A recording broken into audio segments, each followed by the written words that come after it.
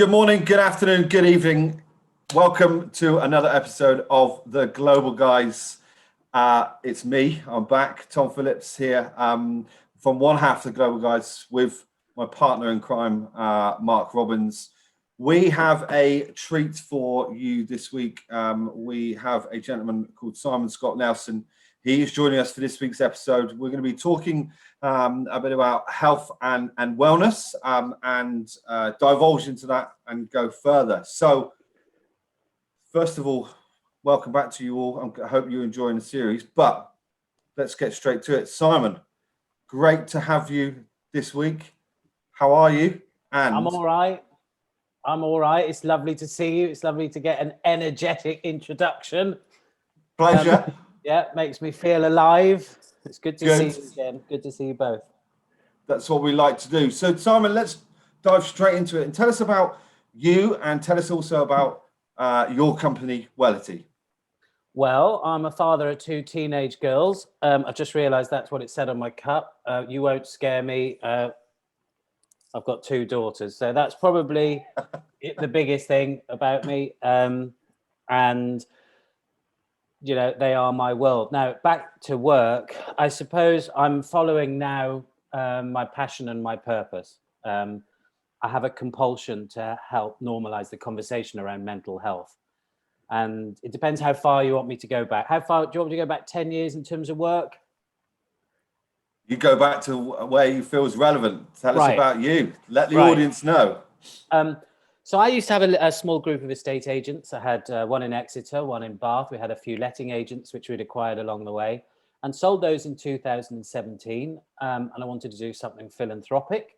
Had a bit of time on my hands. So the girls at that time were 10 and 11. And everything I was reading was about childhood obesity. It was about children becoming socially awkward. It was about them being excluded. It was about them becoming obese in terms of what they were eating and not doing as much exercise. And thinking typically you can change the world, I thought, right, we've got to do something about this. And with time on my hand, I was watching all the documentaries, all the news channels saying kids are getting bigger, kids are getting fat, kids are getting mentally ill. And I just thought the continual diagnosis of a problem is not finding a solution. You know, they were coming up going, yay, another 6,000 children have been are obese, whatever it was. And everyone was going, oh, good stat, good stat. And I don't know, there's something in your programming that makes you go, all right, now what? And what now?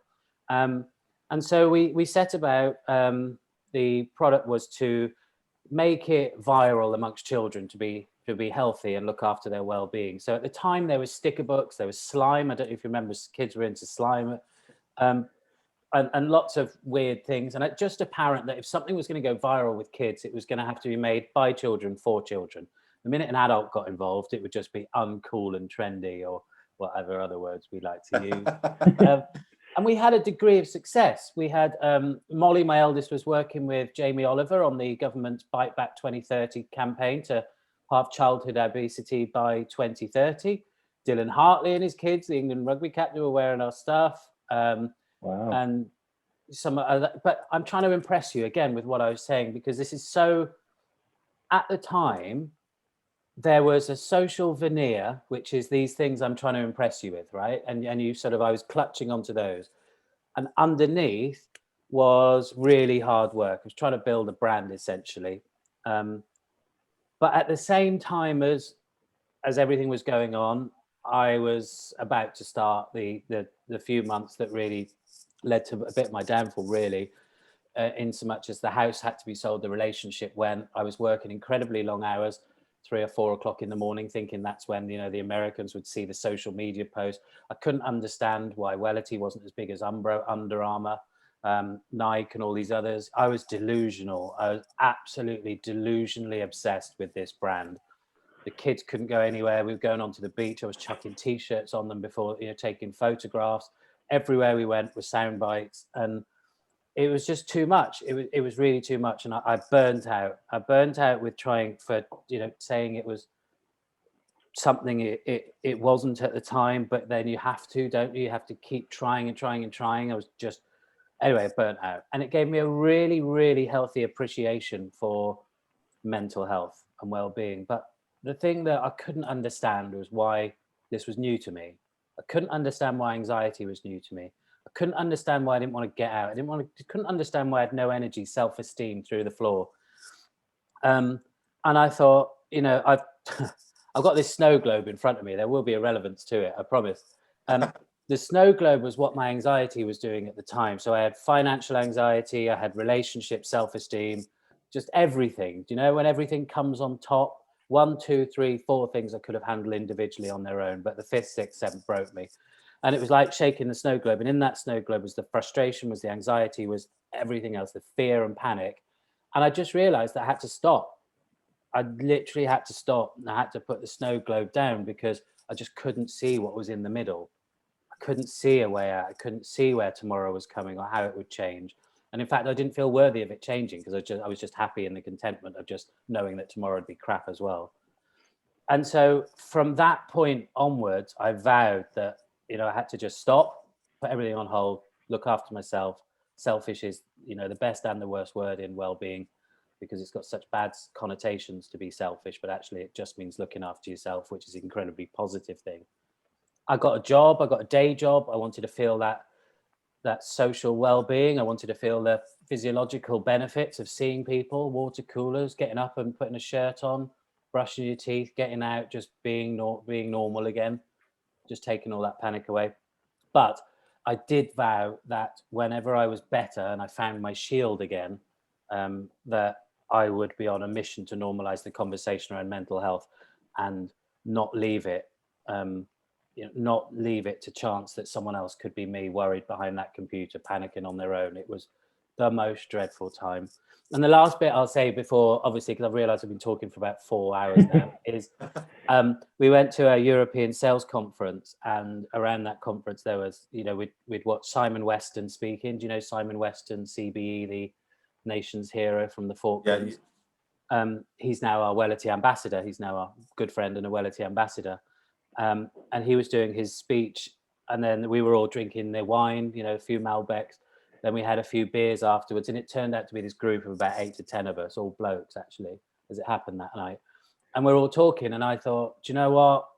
I'm going to go first, because I just said, this is what happened to me. This is how I felt, self-esteem, burnout and everything else. And then like dominoes, I promise you, one by one around the table, everyone just went, yeah, this has happened to me. That's happened to me. This has happened to someone in my family. This is affecting me. And I just went from that day forward again.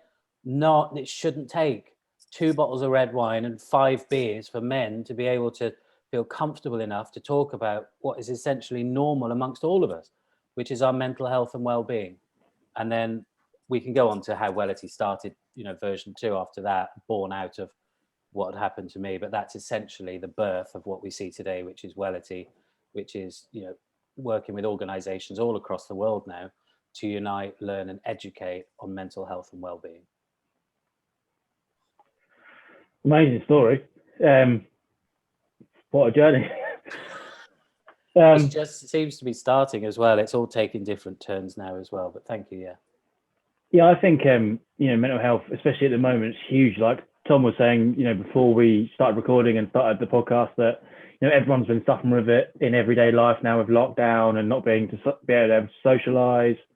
And obviously, I think people that are anxious are probably becoming more anxious, and people that weren't anxious are now anxious. In all different situations that perhaps they weren't before, or maybe didn't recognise before. So I just wanted to touch back on Wellity and what you guys are doing to educate and to help. Like, what's the actual I want to say product, for the want of a better word. What's the solution to mental health that you guys are proposing? Well, there is no one cat fits all to a solution for mental health. It really is the education piece. We come at it via a series of different ways. Do you know the Couch to 5K that I think UK Sport do, or Active, UK Active? And what it does is it doesn't tell people who are on the sofa to get up and run faster. And this is how you should be concentrating on your times. What it does is it slowly nudges them off the sofa. It slowly nudges them off through third-party verification that other people are doing it, or the benefits of doing it, or other success stories, that feeling of community that other people have been there and done it. Tries to reduce isolation and tries to increase inclusivity. That's exactly what Wellity does. it creates a safe space for people just to talk about it. So to do that, we have to start top down. We don't tell people just to get better, get up and get on with it. You know, that would be the equivalent of telling someone on the couch, come on, you've got to run 10K tomorrow. It's ridiculous. It won't work. So we provide them stories, evidence, and place emphasis on the wellbeing champions in the market, employers with their wellbeing champions within the organization. So we do a series of interviews where leaders have gone first. So we've got a big thing about going first, just like I did around that table years ago.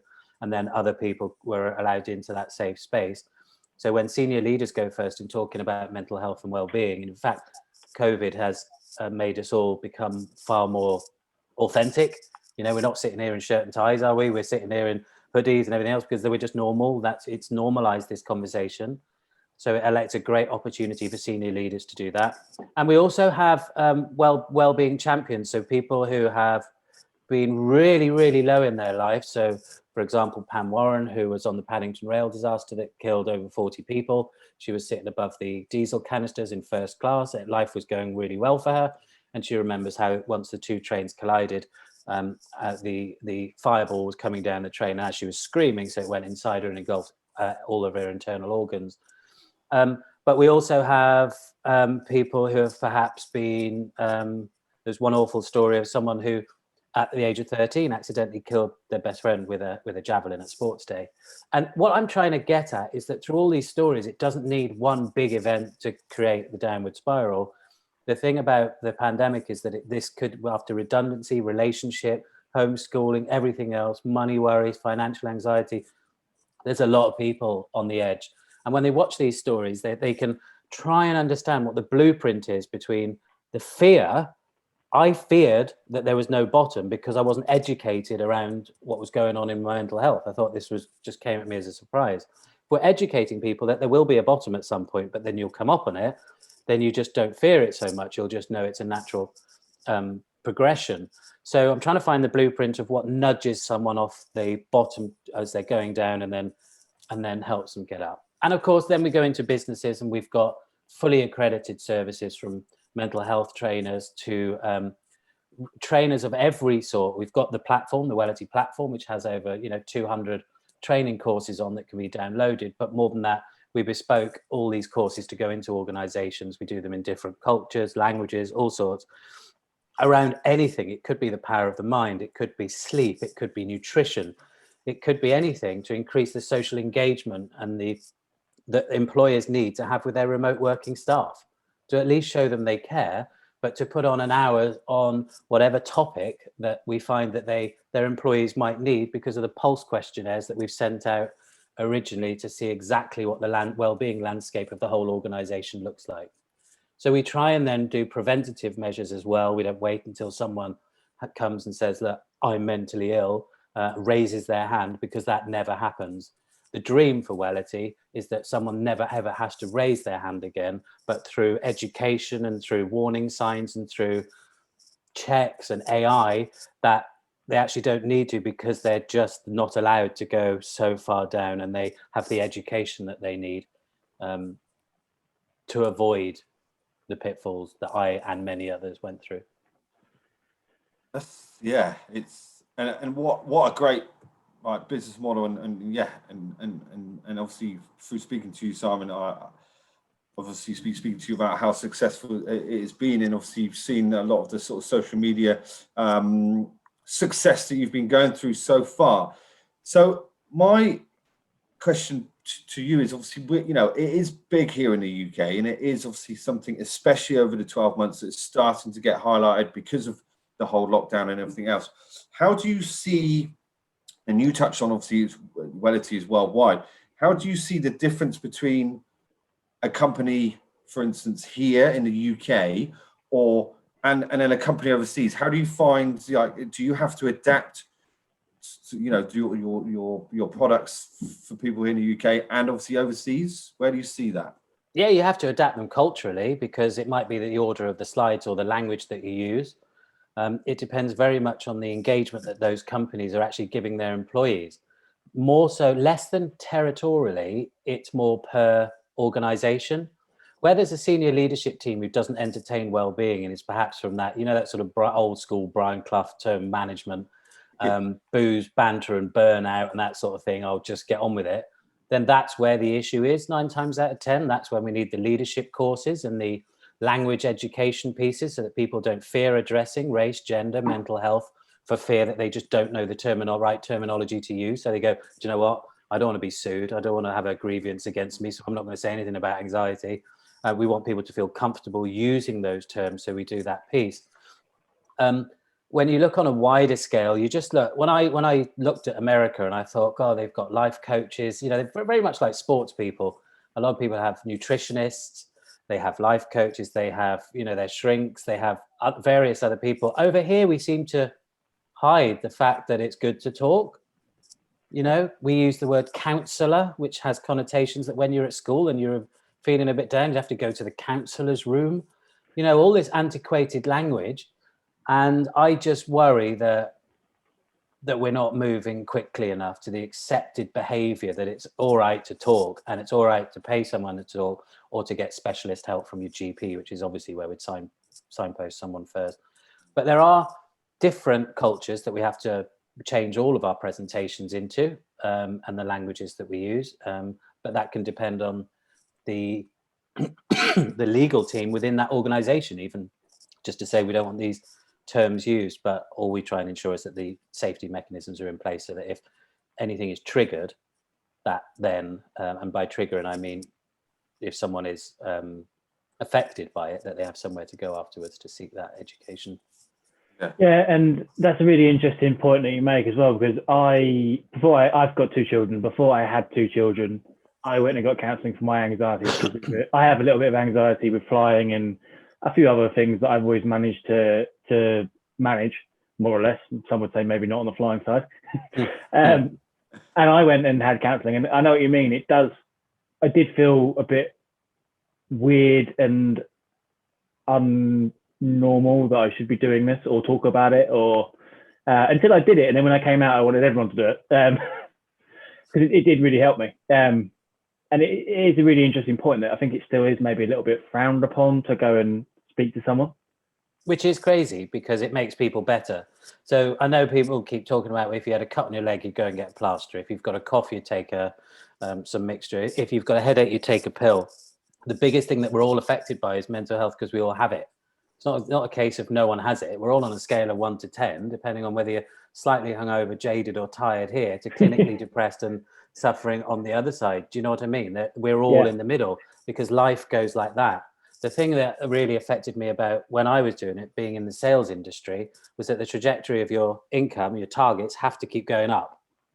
But we don't keep going up. We go up and down. And so at some points, the difference between where we're feeling, which is low on the floor, in my case, I felt like I was lying on the floor with a foot on my chest at times, and I was trying to get up, but I couldn't. That feeling, but the sales figures have to be up here. To drag yourself up each day to put that veneer, that game face on, is quite frankly exhausting. And that's why I'm very privileged now to be the chair of the Institute Sales and Management Mental Health and Wellbeing Committee. The ISM is the national accreditation body for salespeople, and I'm the chair of that committee. And on there, we've got leaders from BT, Aviva, Fujitsu, UK Active, EY. We've got various others, and it's just a really nice community where people are saying, do you know what, enough's enough. We cannot rely on the EAP that we've got within the organization, because that relies on people finding it and using it and effectively saying, can I have some help, which they don't. And the take up on the EAPs can be anywhere as low as 2%, we found, even though all the services are on there. So what that says to me, which is exactly going back to what the point that you just made, is that people are finding it hard to go and ask for help. And that is where the conversation needs to open up, with the normalization of what we say and the terms we use around mental health. Yeah, definitely. Well, look, Simon, obviously, it's such a great company, such a great message, and definitely for our listeners, we should be Simon's details obviously will be available to get in touch. we're going to have a bit of fun now. And Mark's going to go through some fun questions for you, Simon. This will really show your personality now. Oh no, I was hoping to stay on the script. So, Mark. Yeah, I think we could talk about what we've been talking about for another 2 hours, but yeah, Tom's got a valid point. So our first fun question for you, there are two. What profession other than your own would you like to attempt? We've had some funny ones in the past, if you listened to series 1 especially. I'd love to be on TV. I look at people like Ben Shepherd or Anton Deck and those, thinking they must wake up each morning just thinking, hang on, we're getting all this and we literally just turn up and mess around and they fly us everywhere. And I can imagine, Anton Deck, for example, their conversations off camera must be, we're going to what hotel? We've got to do what? We've got to do half an hour in the morning. They're going to pay us what? And yeah, so I look at those people with no envy at all, he says. No, but with just, they are doing what they like doing and they're not held back by what they should or shouldn't be doing. They've just yeah. So I look at people like that and think, oh yeah, I'd love a bit of that, or a pop star, but I can't sing. I don't really. To be fair, I think most of them mime anyway now, Simon, so you might be right there. So good answer. Well, you never know. With Wellity, you might see you on the TV. You never know. And our final question then, as fun question, which is something that I don't like, but if you had to pick, only because I've never been picked. But who is your favourite global guy? Now, and that's not between obviously me and Mark, because obviously I'd win every time, even though Mark's like 3-0 up in all the series. But who's your global favourite global guy? Either an icon, someone you've looked up to. It doesn't obviously with global guys because of obviously our name. It can be a female as well. But yeah, who would be your person that you've looked up to? Well, I've got two. One, I've got to mention my mum. Because she's brought us up. Dad left at the age of 15. Mum was there bringing up three boys. Can't be easy. Unconditional love. Beautiful lady. I've already mentioned the girls. And so on the other side is, my hero really was Johnny Wilkinson. My rugby. I love my rugby, right? So 2003, couldn't have written the script better, could he? But like all things, when I look back on him now, because I've lucky enough to have met him a couple of times and he's been ever the gent both times. And he's doing a lot for mental health himself. Johnny Wilkinson actually said if you opened up the door of the changing room before any international game, he would have taken that opportunity to run out and not come back. And he felt physically sick before all of them. Johnny's message now is to really, it's something that's relevant through the pandemic, which is to forget all the labels, all the tags that have been placed on you by people in the past or anything else before. Be present in the moment, anchor yourself and just live life as you can today. And I just think that this period of time now throughout this is a massive reset for people to forget necessarily where you can bring it into your future, bring the past into your future and make it worthwhile, but to really reset.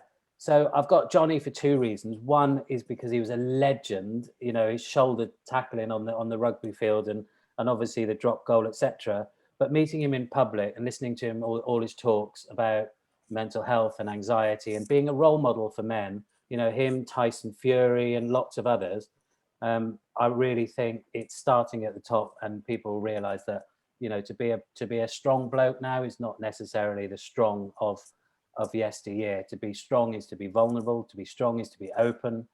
And what a great message to send to everyone at work and to our own children. So yeah, for that reason, he's my top of the pops.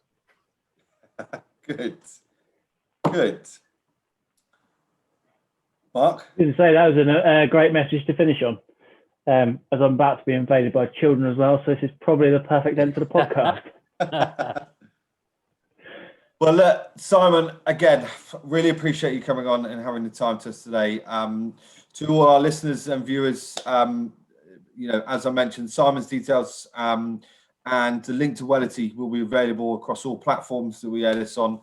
Once again, thanks ever so much for tuning in to listen to us here at the Global Guys. And all I have to do is to say, Simon, thank you. Great to see you. Hopefully see you in person soon. Yeah. But for one half of the Global Guys, thanks to everyone for watching and viewing, and I'll see you again next week. And I'd just like to say, if that's all right, that I just appreciate the work that you two are doing. It's nice for social well-being to actually speak to people and increase the communication and meet everyone. If anyone needs us, we're at wellityglobal.com. And I'd just like to thank you again for your time. It's been an absolute pleasure. Thanks, Simon. Global Guys.